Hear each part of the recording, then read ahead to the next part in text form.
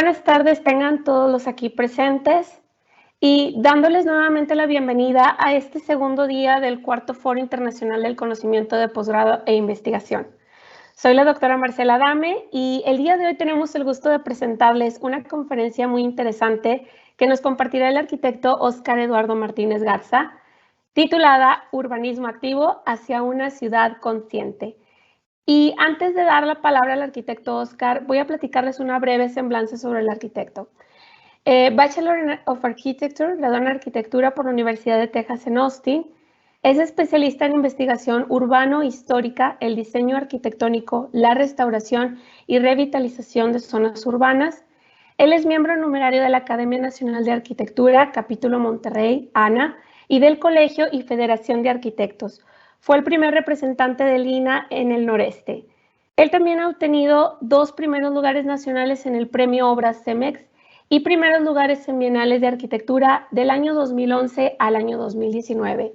Es también autor de varios libros y publicaciones en revistas nacionales e internacionales, como también es coautor de la Enciclopedia de Monterrey y del libro Encuentro con el Barrio Antiguo.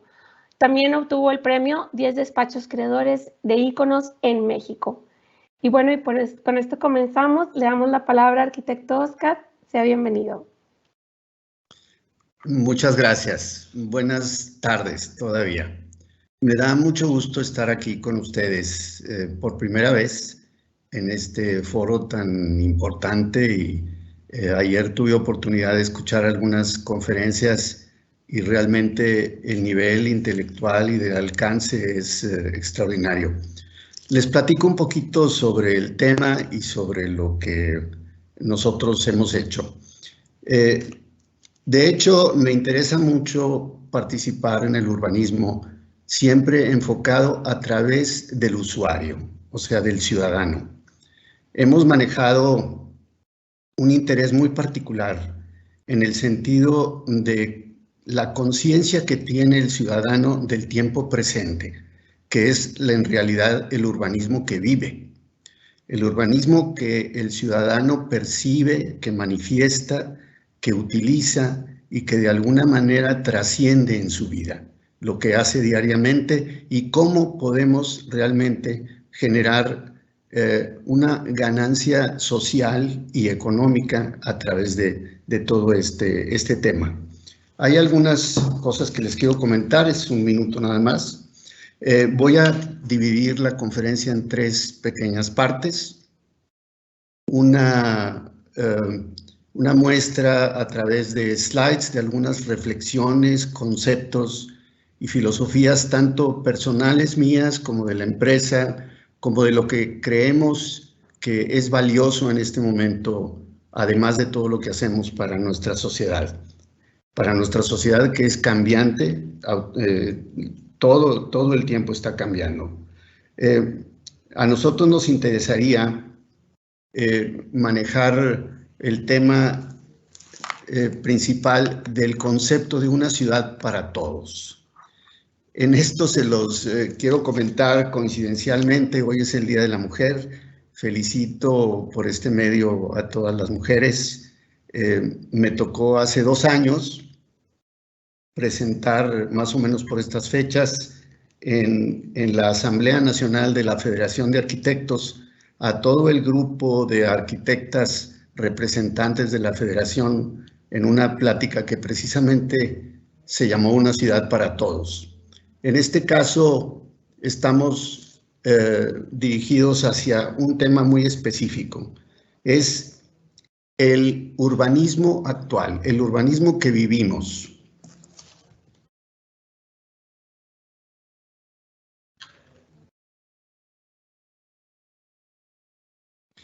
Un poquito sobre la filosofía de mi empresa y de lo que hemos hecho un poco también.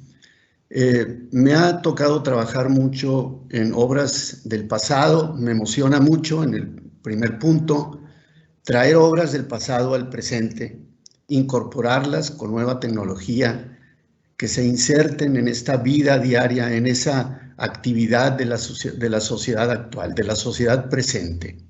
La gran pregunta es, ¿qué le estamos entregando a nuestra sociedad actual? El segundo punto es el fortalecimiento de la identidad. La arquitectura representa uno de los medios de comunicación de identidad más fuertes en nuestro medio ambiente. Lo percibimos todos de diferente manera, pero aquí existe una lectura arquitectónica que forma parte de nuestra experiencia. La tercera, que he insistido mucho en eso, es la culturización. En este tema de culturización, también he buscado no solo prepararnos nosotros, preparar a nuestro equipo de trabajo, sino también tratar de participar en proyectos que ayuden a nuestra sociedad y a nuestra comunidad a mejorar su conocimiento del medio, su conocimiento de la vida actual. Porque este momento que estamos viviendo está también, aunque no lo sentimos totalmente, está cambiando prácticamente de manera instantánea y está siendo percibido por muchas personas.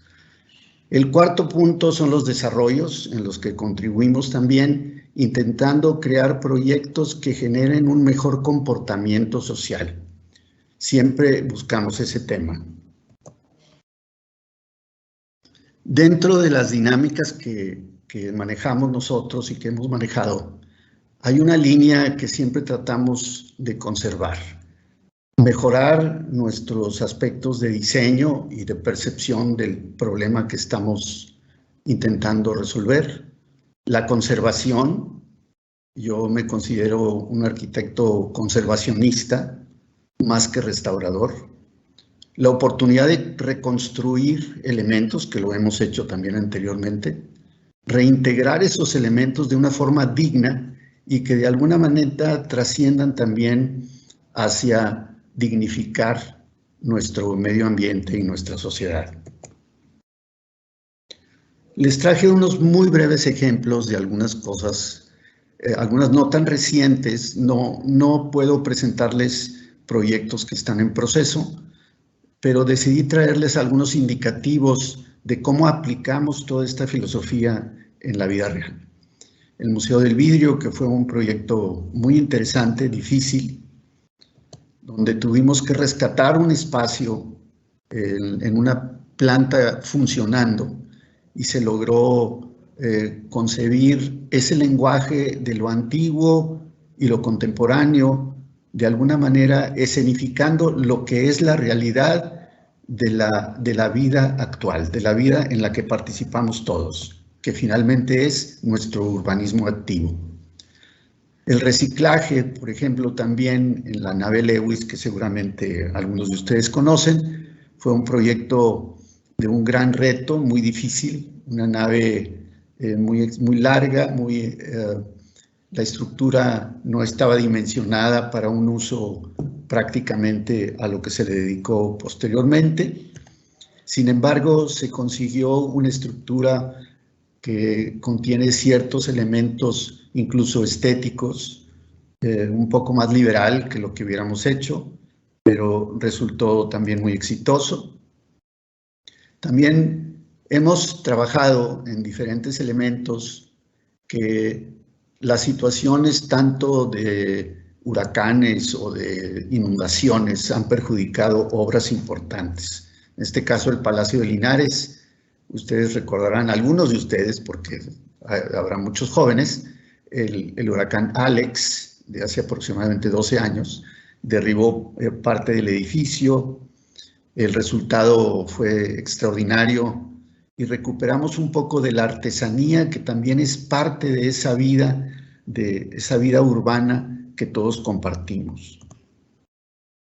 Finalmente, todo esto viene a recaer en la gran oportunidad que tenemos en este momento, tecnológicamente, económicamente y desde el punto de vista creativo y de arquitectura, de revitalizar nuestra ciudad.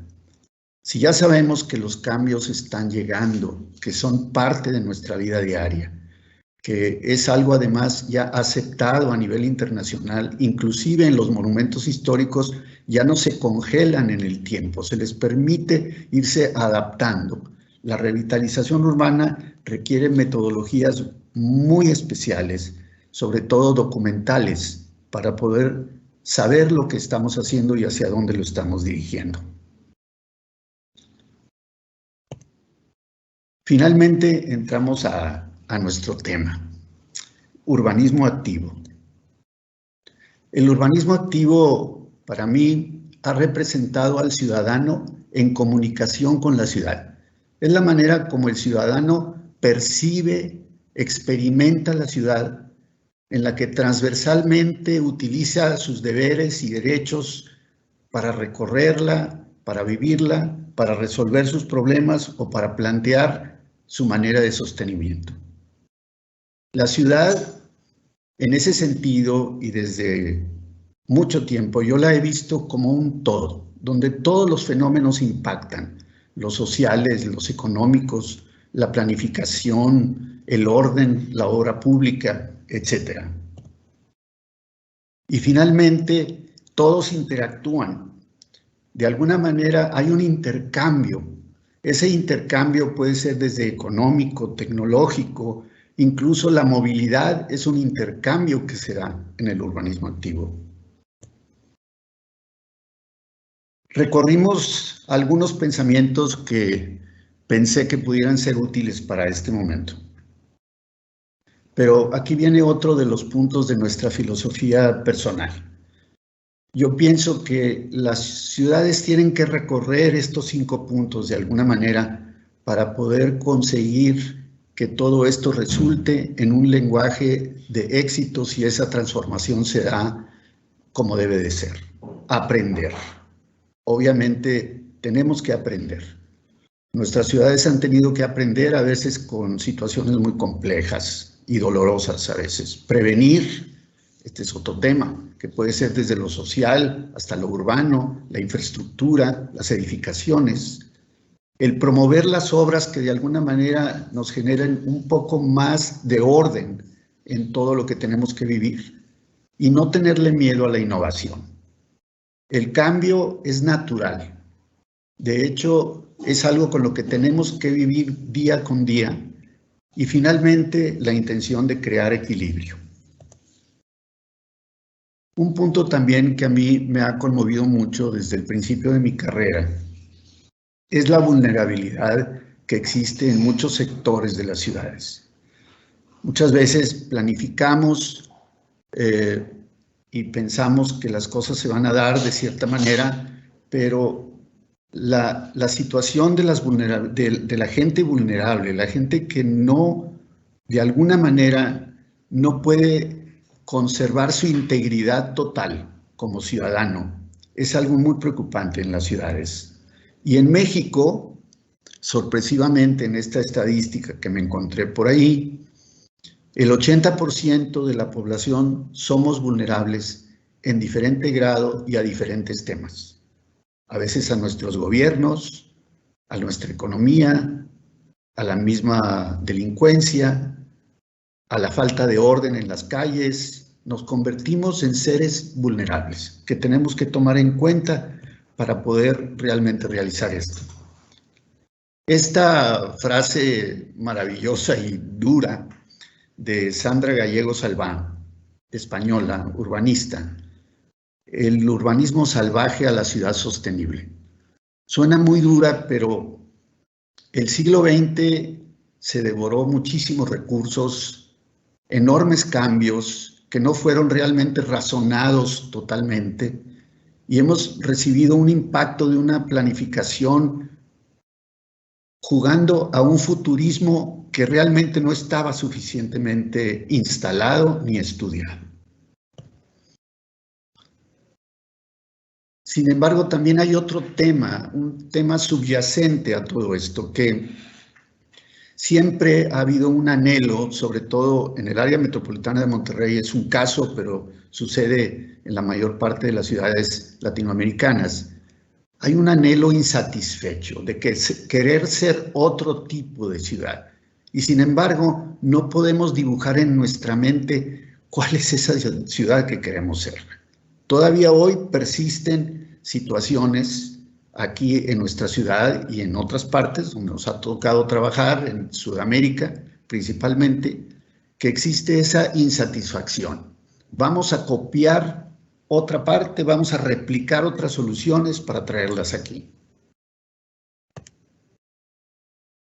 Estas advertencias muy sencillas, porque toda esta plática que estoy teniendo con ustedes, yo quisiera mantenerla muy sencilla desde el punto de vista del ciudadano.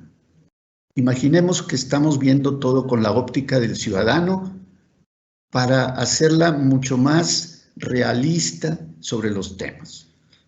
Estos 10 puntos que recorre la Casa que Ahorra, es una institución de Madrid. Dice, preservar un aire limpio. Todos sabemos lo que queremos y qué quiere decir eso. Y crear un medio saludable. Combatir la pobreza energética, anticipar las catástrofes, favorecer la accesibilidad universal, la movilidad sostenible, integra la ciudad en el entorno, tecnificar la interacción, me brinqué un par, y regular los efectos de la población. Esto no fue diseñado por arquitectos, ni fue escrito por arquitectos. Esto es el público ejerciendo su derecho al urbanismo activo. Es la gente pidiendo y exigiendo que en estos términos tan sencillos se pueda llegar a respetar un orden tal que pueda darles una mejor calidad de vida. Las tendencias universales, pues todos ustedes las conocen y las sabemos, ¿verdad? A nosotros nos interesaría mucho ver este esquema que suena quizá un poco utópico de una ciudad para todos, pero finalmente todos estamos en la ciudad. Entonces, ¿por qué no podemos tener una ciudad para todos? Lo deseable, siempre es deseable, la inclusión. La inclusión espacial. En nuestras áreas metropolitanas hay personas y ya ni siquiera por razones de otro tipo, pueden ser económicas, pueden ser de inseguridad, no participan de la inclusión espacial de todas nuestras ciudades. La inclusión social sabemos que existe en todas partes del mundo, va a seguir existiendo, y la inclusión económica pues sigue siendo todavía más restrictiva. La nueva agenda de la ONU, que ustedes la conocen, me atreví a traerla de nuevo, aunque sé que es un lenguaje que todos conocen, pero yo quisiera que tomáramos este punto viéndolo desde la óptica del ciudadano y no la óptica del especialista. Aquí estamos hablando de cómo esta densidad o el manejo de la densidad compacta nos va a poder ayudar a que funcione mejor el espacio público, la movilidad, y todos lo sabemos. La ciudad inclusiva, el concepto de ciudades inclusivas, múltiples factores, la participativa, donde a mí particularmente me ha tocado realizar varios proyectos importantes para generar participación en la comunidad, que es importantísimo el roce cultural.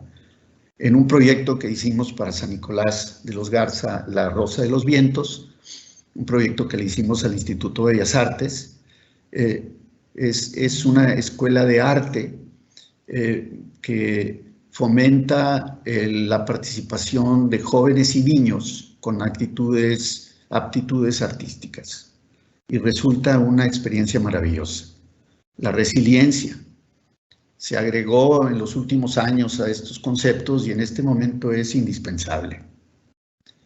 Y obviamente una ciudad segura y sostenible. En este momento pues están ya otros conceptos agregados, la ciudad inteligente, las smart cities y algo más. Pero requerimos de una cohesión social tal que nos permita por lo menos que este intercambio que se da en el urbanismo activo pueda ser posible. Eso no se da en el escritorio, se da en la vida real. Y ahí es donde tenemos que hacer que las leyes nos permitan que eso suceda, que ese es otro punto que tenemos un poco complicado. Finalmente llegamos a la ciudad en este momento. Todas nuestras ciudades son compuestas, son ciudades que tienen muchos años de existencia, a veces cientos de años, que se van sumando o sobreponiendo. Hay ciudades bajo esta ciudad, bajo aquella otra ciudad, y toda la actividad arquitectónica y urbana va cambiando y se va transformando. Estas ciudades que se componen de todos estos elementos arquitectónicos y urbanos, realmente tampoco las podemos predecir demasiado, porque la verdad, en la experiencia real nos ha hecho ver que todas estas ciudades siempre están buscando transformarse con un sentido quizá a veces no tan correcto o tan perfecto de mejoramiento. Sin embargo, volvemos al tema central. Los habitantes son los protagonistas principales de estos escenarios compuestos. Y es a través de facilitarles a los habitantes una mejor vida en la ciudad que podemos lograr un mejor orden. La comunicación en el sentido de movilidad también ha tenido pues una transformación en los últimos años, muy rápidamente a partir del siglo pasado hasta ahora, y con una búsqueda de integrar otras formas de transporte. Sin embargo, no hemos logrado establecer formas en que podamos trasladarnos largas distancias en la ciudad. La calidad de la vida pública, que es donde nuestros habitantes comparten ese medio, también suceden muchos desequilibrios. Y ese es un punto que debe de integrarse no solo a la planeación, sino a la actividad de proyectos que puedan realizar y generar un cambio positivo. Actualmente estamos viviendo esquemas de transformación muy fuertes. La conformación urbana, hay muchas demoliciones, edificios nuevos, las condiciones operativas de la ciudad que no logran consolidarse y las circunstancias sociales que siempre están en movimiento. Eso no nos ha permitido realmente generar un equilibrio tal que podamos crecer como sociedad y como ciudad con el nivel balanceado que le permita al ciudadano generar sus actividades de mejor manera. Sin embargo, estamos destinados a que la ciudad siga siendo el escenario central de batalla. No solo por la cantidad de habitantes, por el dinero que se mueve, por los poderes que están en las ciudades, por todo lo que sucede en la ciudad. En esta definición un poco muy especial del informe de la Fundación Ecología y Desarrollo Española, la ciudad es un espacio de deberes y derechos. Teóricamente sí lo es, pero la realidad es que ni los deberes se cumplen como deben de cumplirse y los derechos quedan reservados para ciertos sectores. Perdón si soy muy franco. En este punto, el urbanismo activo es donde puede acceder a las decisiones de la ciudad, pero es a través de la democracia, la participación de sus gobiernos, sus instituciones, pero tiene que moverse ese urbanismo activo y promoverse. Y puede ser perfectamente parte de la planeación profesional.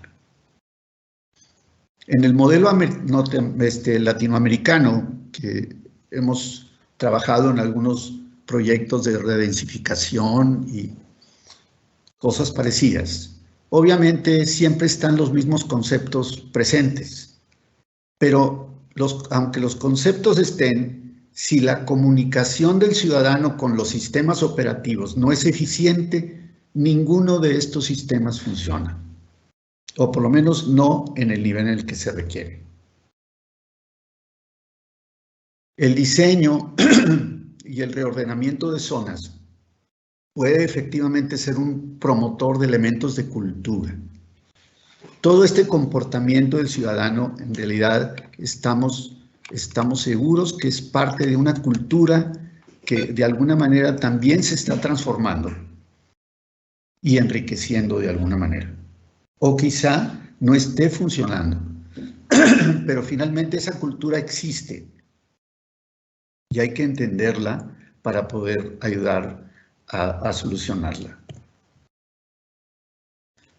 Hay tres factores, ya voy a terminar esta parte, pero hay tres factores que a mí me parecen imprescindibles de que tengan que entrar en un proceso de resolución positiva para que funcionen realmente nuestras ciudades. El político normativo. Todas nuestras leyes tienen una cantidad de vacíos que ya sea se utilizan por los desarrolladores o por los gobiernos o inclusive por los vecinos, por los usuarios. No existe, no hemos logrado un equilibrio político normativo en nuestros usos del suelo, en nuestro uso de la ciudad y en los componentes de la ciudad. El socioeconómico. Ese establece la capacidad del esfuerzo de desarrollo, de transformación. Ahí está el dinero. Y hay muchísimo dinero desarrollando. El asunto es hacia dónde se está dirigiendo y qué propuestas está haciendo. Y el cultural es la interpretación de la célula urbana y su apreciación y su motivación.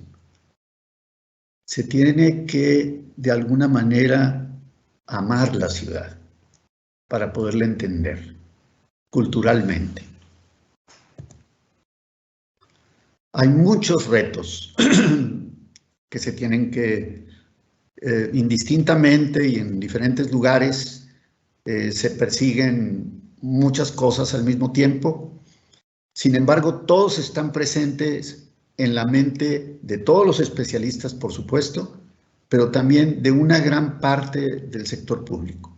O tienen problemas de movilidad o de densidad, o el tipo del tejido social los afecta, el espacio público lo tienen insuficiente, ni siquiera conocen el término de sustentabilidad o de accesibilidad universal, no tienen idea de que se puede tener una visión futura, tampoco de la ética profesional que debe de respetarse para que todo esto funcione, y cómo pensar en crear nuevos polos de desarrollo y poder hacer áreas peatonales, etcétera. Aquí entramos a dos puntos que yo he tratado por muchos años y que son parte también de mi actividad profesional: la resiliencia o disrupción urbana. Aunque parece ser que estos términos, les doy un ejemplo: la Gran Plaza de Monterrey y el Barrio Antiguo. El Barrio Antiguo y la Gran Plaza son casi simultáneos en tiempo, tienen 2 años de diferencia. ¿No les parece que puede ser perfectamente una respuesta cultural de nuestra ciudad, de nuestro urbanismo activo, que dijo necesito conservar un espacio?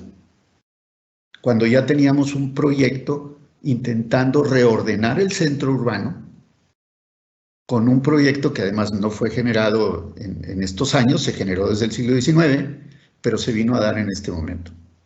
Y ahora que tenemos la respuesta del Barrio Antiguo, y sin embargo, ninguno de los dos ha sido suficientemente exitoso. Lo que sí es verdad son estas dos grandes tendencias que les menciono aquí. La reutilización de los espacios. Tanto urbanísticamente como arquitectónicamente, habrá muchos retos para poder reutilizar espacios en las ciudades, que como sabemos muchos están abandonados. Y el otro es la de reordenar un crecimiento compacto con verticalidad de bajo impacto que permita usos mixtos y proximidad. Voy a ir más rápido para entrar a las otras secciones. Finalmente, debemos aceptar que ninguno de estos programas podría ser posible, siquiera, sin la participación de todo el conjunto de protagonistas que formamos la célula urbana: los gobiernos, la sociedad, la iniciativa privada, el ciudadano común, etc. Sin embargo, ¿hacia dónde nos dirigimos? Tendremos que pensar que para que suceda esa transformación habrá que actualizar la infraestructura. La infraestructura no es suficiente para poder sostener lo que se está construyendo. El rescate de los centros urbanos. No es el momento de comentarles algunos proyectos que estamos haciendo, no estamos autorizados, pero realmente hay una gran preocupación, pero también es un reto muy interesante para nuestra carrera. El aumento gradual de densidad de población. El urbanismo activo, el participativo y el democrático. Todas esas son fórmulas de quitarnos de encima todos estos temas. Una ciudad para todos requiere forzosamente de un urbanismo activo. Es una ciudad con identidad y cultura cívica y urbana. La visión integral del urbanismo activo es esta, lo escribí hace unos días. Espero estén de acuerdo conmigo y si no, pues por favor me lo comunican. Me haría mucho bien tener sus opiniones. El antiguo reto urbano de trazos, sectorizaciones, servicios y habitaciones se ha convertido en una visión panorámica de ciudadano y ciudad, en mi opinión. Nuestras ciudades serán cada vez más digitales.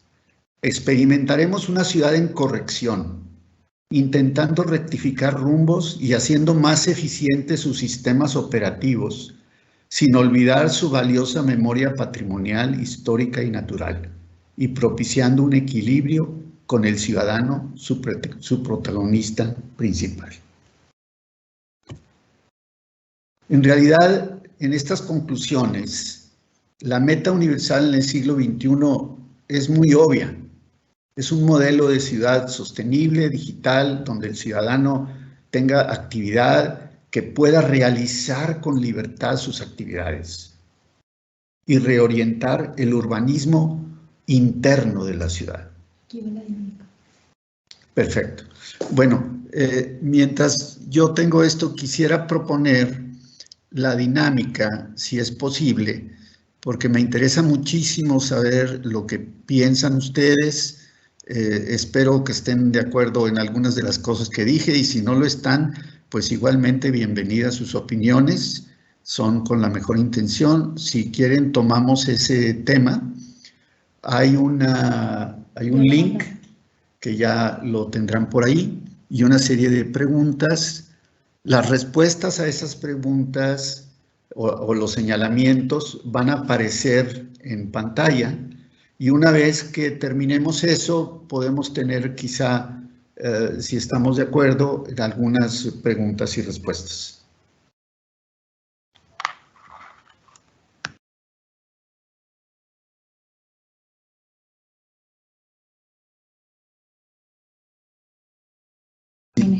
Ya vamos a poner la silla.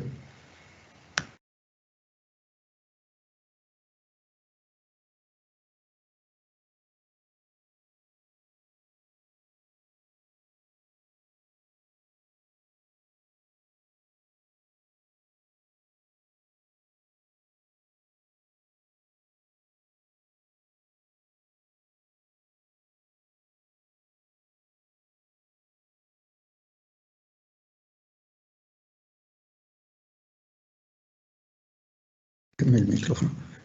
Ya deben de estar contestando, pero también hay algunas preguntas. No sé qué quiere usted, doctora, que hagamos primero. Pues, primero tenemos aquí que respondan que la vayan respondiendo. No sé si gusta. A ver, permítame.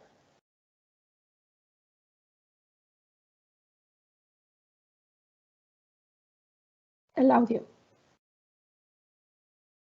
Igual podemos ir haciendo las preguntas, arquitecto.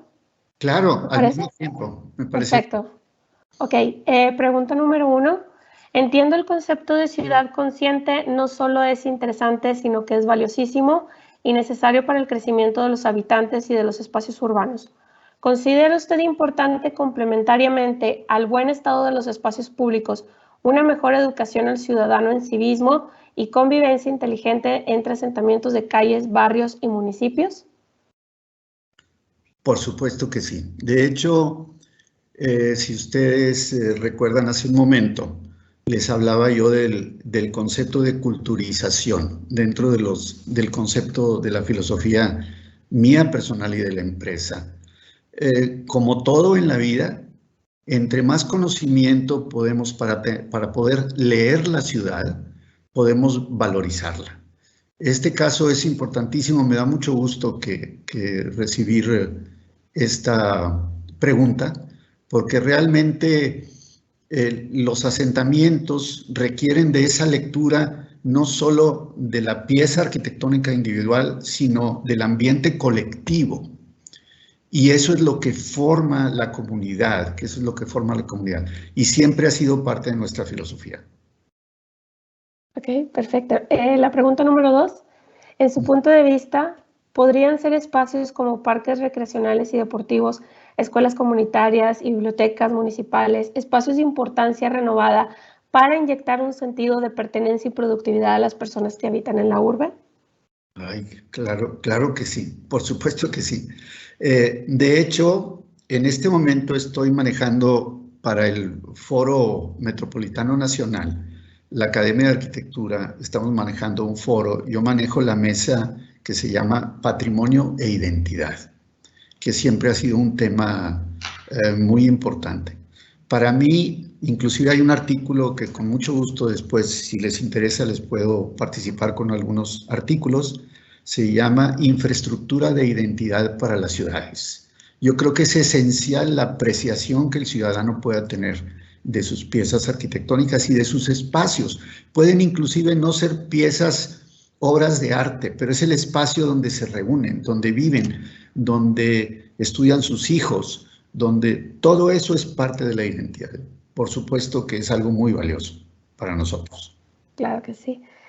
Pregunta número 3. Con respecto al patrimonio cultural, ¿considera que la intervención del hombre en ella ayudará a la vigencia de la misma en la sociedad actual o piensa que son espacios intocables? No son espacios intocables. De hecho, yo como especialista en ese tema también por muchos años, en el momento que se interviene, le hago yo una respuesta con pregunta a quien me haya preguntado eso, que es una pregunta interesante. Pero para empezar, le recomiendo leer la Carta de Cracovia del año, creo que es 2007, que habla de la necesidad de no congelar los espacios antiguos. Necesitamos permitirles que se adapten a algún tipo de cambio. El cambio es lo único permanente que tenemos. Eso es la realidad. Pero además, la tecnología nos ha permitido ir adaptando edificios para que se integren a esta época, ¿verdad? Yo he convertido edificios antiguos en edificios inteligentes. Ok, muy bien. La pregunta número 4, mencionado lo anterior del barrio antiguo. ¿Actualmente usted consideraría necesario actualizar la infraestructura que está dentro de esa área? Y si es así, ¿por qué? Si se refiere a la infraestructura de servicios, esa se actualizó en el 94. Inclusive yo escribí un libro sobre el barrio antiguo, que se llama Encuentro con el barrio antiguo, donde vienen señalados todos los trabajos de infraestructura que se hicieron. Pero eso fue lo primero que se hizo. Fue un proyecto que se realizó con la ambición y la audacia para poder rescatar esa zona. Yo pienso que ese tipo de trabajo de infraestructura debiera de hacerse en otros sectores de la ciudad. El barrio antiguo es un sector muy pequeño del primer cuadro de la ciudad. Es un porcentaje muy pequeño. Yo he estado trabajando para tratar de impulsar otras zonas y en otras ciudades también del área metropolitana y de otros estados del país para que realmente primero se trabaje con la infraestructura, que no lo estamos haciendo así. Los edificios que se están haciendo en el centro de la ciudad, pues yo no sé dónde van a sacar el agua, ni la luz, y cómo van a poder transitar por ahí, cómo van a mejorar la movilidad. No tengo la menor idea. Okay. Pregunta número 5. Siempre se menciona la idea de ciudades más digitales y sus múltiples beneficios. ¿Cuáles considera que son las desventajas de este futuro? las desventajas de una ciudad digital, la personalización, la individualización.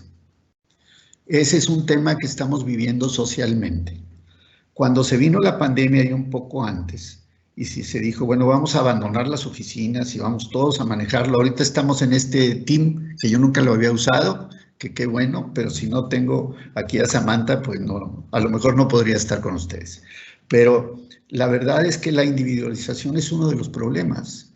Estamos perdiendo comunicación frente a frente, que es valiosísima. Yo diría que tenemos que procurar, y por eso el urbanismo activo es tan importante, porque es la movilización del ser humano en la ciudad.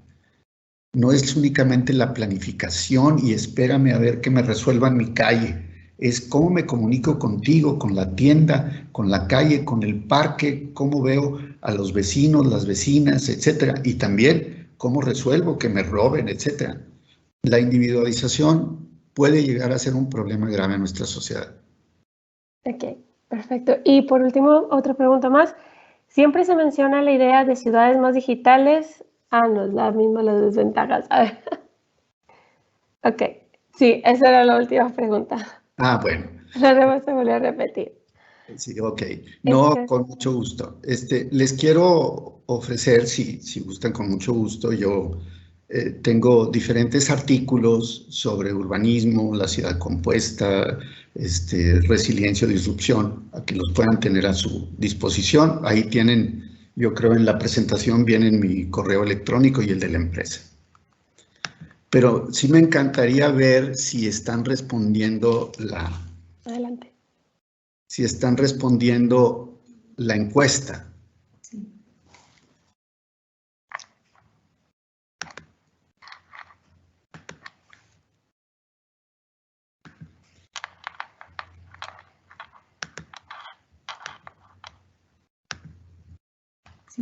Respuestas. 52 respuestas, muy bien. Se animaron. A ver.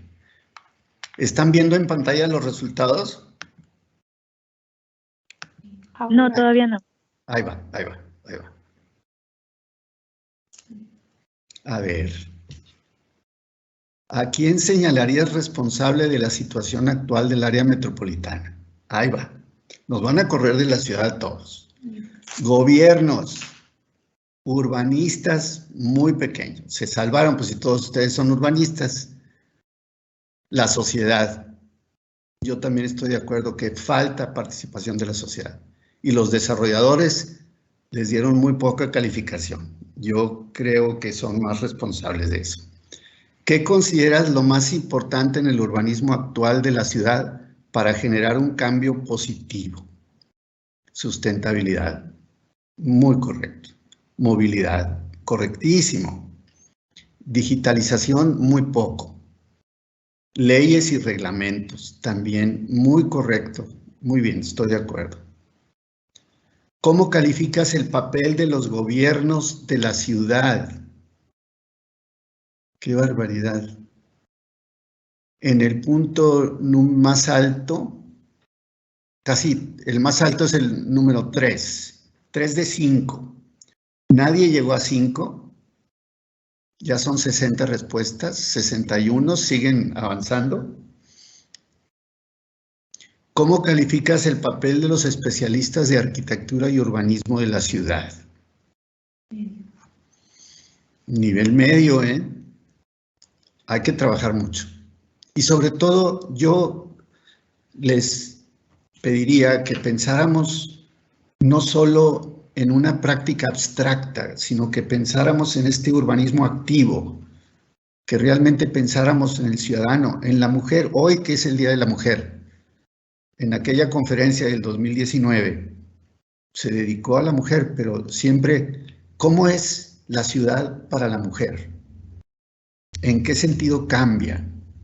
¿Cómo la percibe la mujer diferente? Ir al parque, ir a la tienda, caminar por una calle, llevar a los niños. Aquí, ¿cómo calificas el papel de los ciudadanos y su participación? También andamos en los niveles medios, entre 2 y 3. ¿Cómo calificas el papel de las universidades sobre el urbanismo de la ciudad? Bueno, mejor, entre 3 y 4. No está mal. ¿Cómo calificas a los desarrolladores inmobiliarios en el centro de la ciudad de Monterrey y la periferia? Bueno, aquí sí tengo que decirles que yo creo que yo estoy en otra ciudad, porque están entre 3 y 4, cuando lo máximo es 5, y cuando lo que estoy viendo de que sí realizan, sí, pero la idea no es realizar. ¿Ustedes saben cuántos espacios vacíos, aún nuevos, hay en el centro de la ciudad? ¿Y cuánto nos cuesta a los ciudadanos? Nosotros somos los propietarios de la ciudad. Los desarrolladores serán propietarios de algún predio. Ahora, ¿cuál es la tendencia de la ciudad metropolitana del siglo XXI? Disrupción con proyectos que rompan con el pasado. Muy bien. Resiliencia en algunas zonas de la ciudad o de sus sistemas operativos. Me encantaron todas las respuestas y la participación.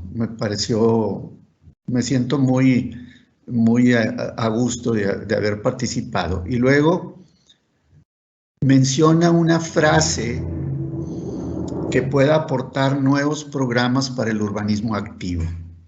Mejorar el equipamiento en la zona, muy correcto. A desarrollar, ya que cada área cuenta con necesidades y características distintas. Totalmente. Hacer comunidad, perfecto.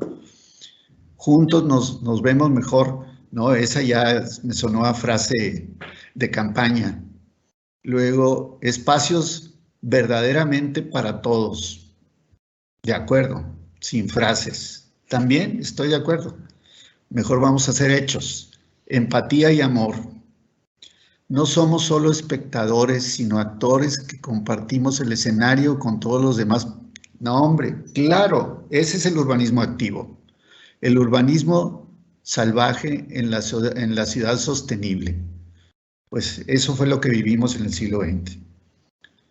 Modernidad y buenas tradiciones para una ciudad con una mejor convivencia.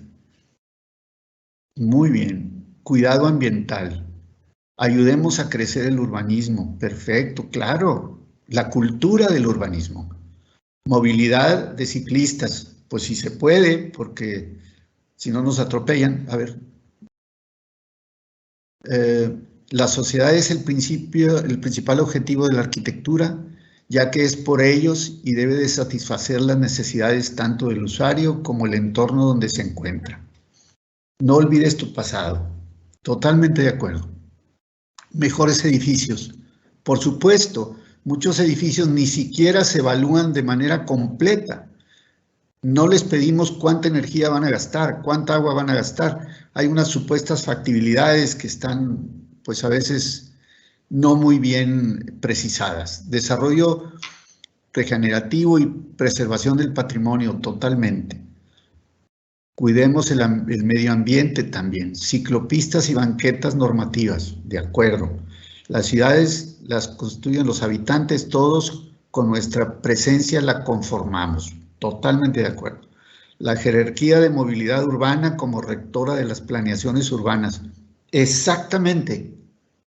El gobierno debe considerar la palabra de los habitantes para que el espacio sea un espacio donde pueda cumplir todas aquellas expectativas de una ciudad perfecta. No necesitamos que sea perfecta, pero que funcione muy bien. Diseño universal. No lo entiendo.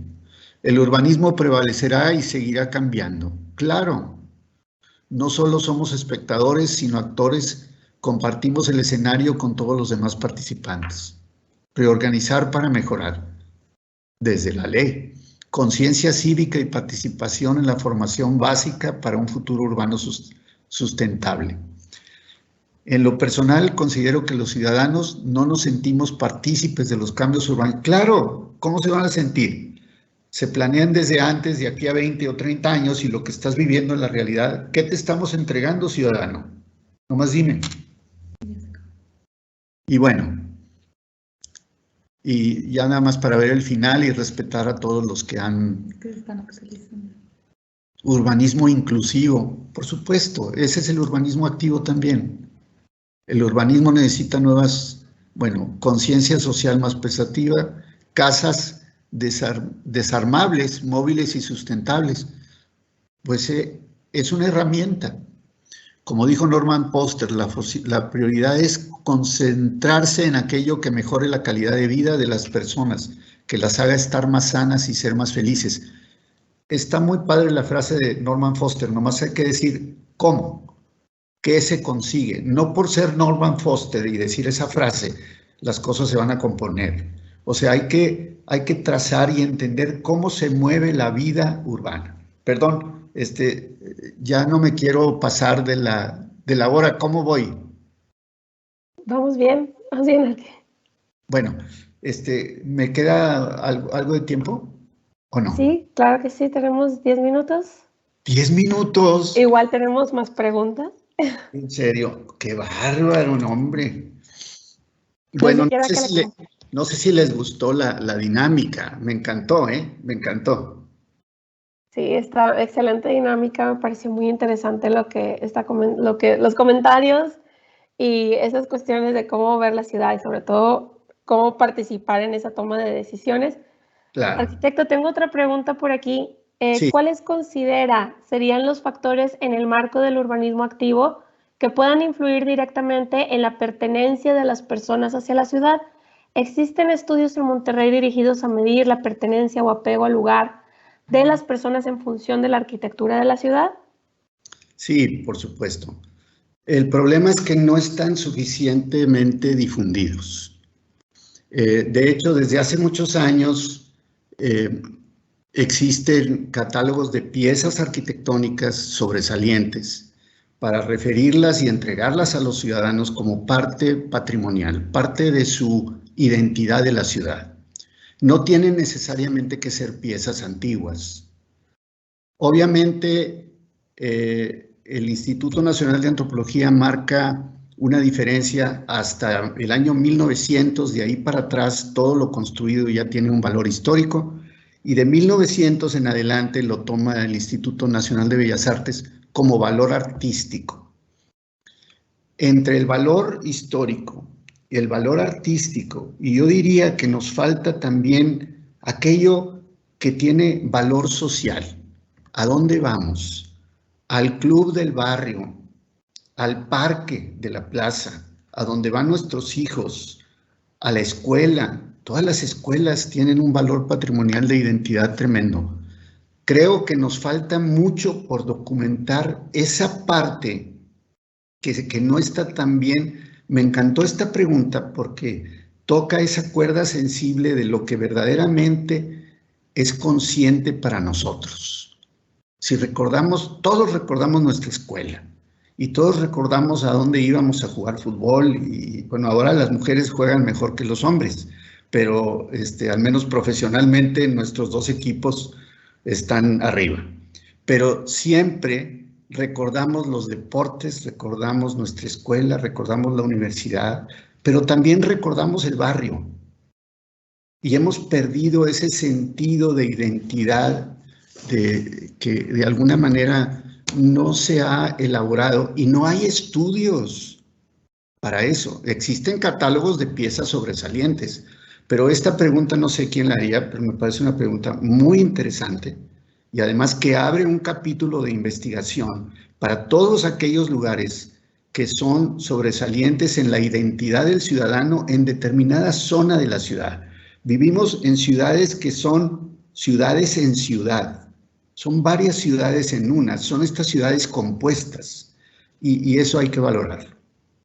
Muchas gracias. Y tenemos una última pregunta y con respecto a los temas que ahorita están, pero en auge en la ciudad, ¿qué considera que es necesario para tener una mejor movilidad en la ciudad? La realidad es que esta ciudad creció exponencialmente y se genera mucho estrés urbano. Así es.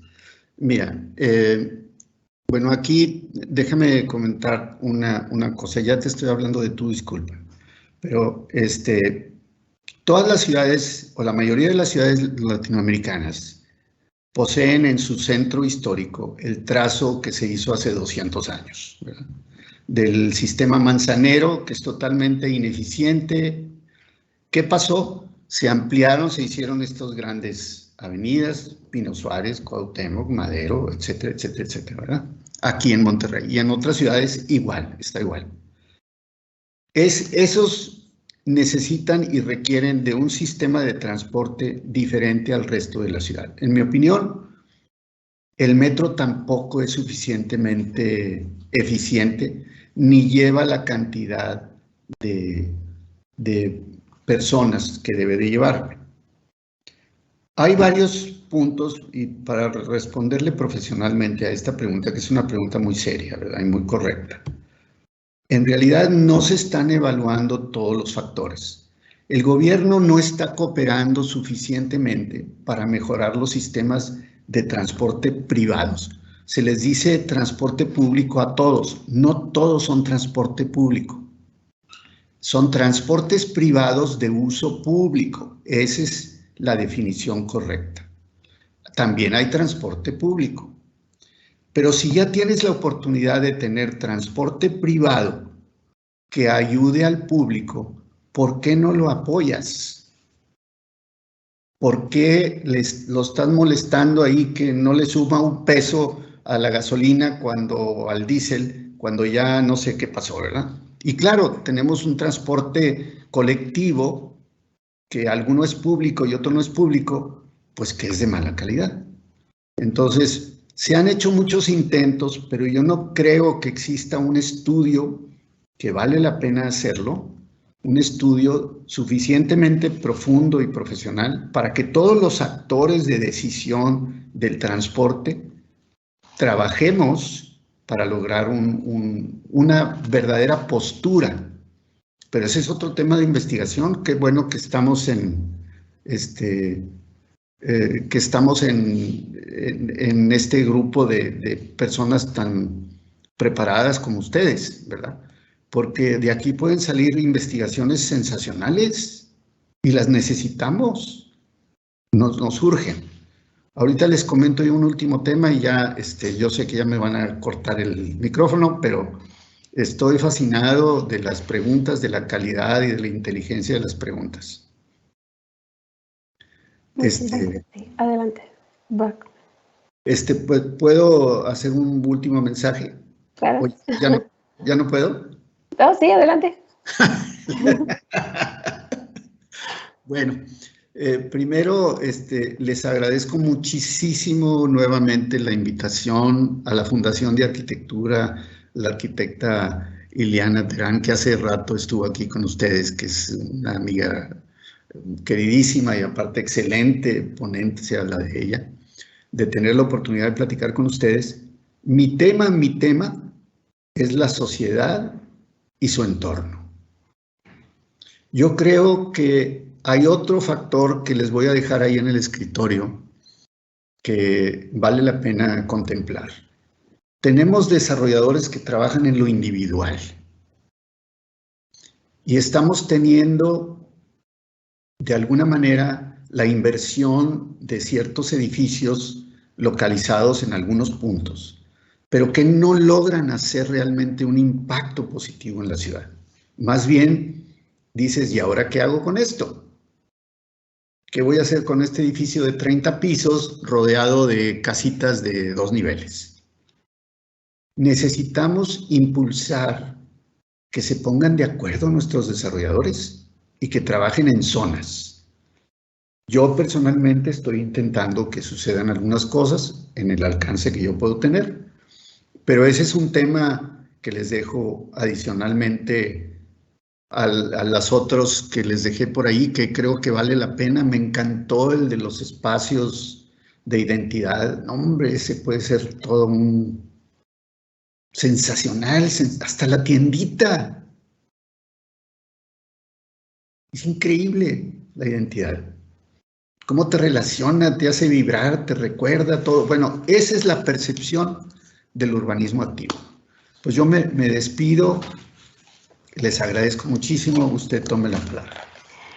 Muchísimas gracias, arquitecto. Y bueno, con esto, pues agradecemos pues esta parte que nos está compartiendo, estas dinámicas, esta información y replantearnos sobre esta cuestión de la Convención al Derecho al Urbanismo Activo, ¿no? Y sobre todo cómo generar una ciudad para todos que sea incluyente, segura, sostenible y resiliente. Muchísimas gracias por todo esto, arquitecto Óscar Martínez, y gracias por compartirnos todas estas dinámicas. y replantearnos el repensar la ciudad. Y también agradeciendo también la asistencia de todos los presentes y continuamos haciéndoles extensa invitación para el siguiente bloque de ponencias del eje temático de diseño y arquitectura. Que tengan muy buenas tardes todos. Muchas gracias. Hasta pronto.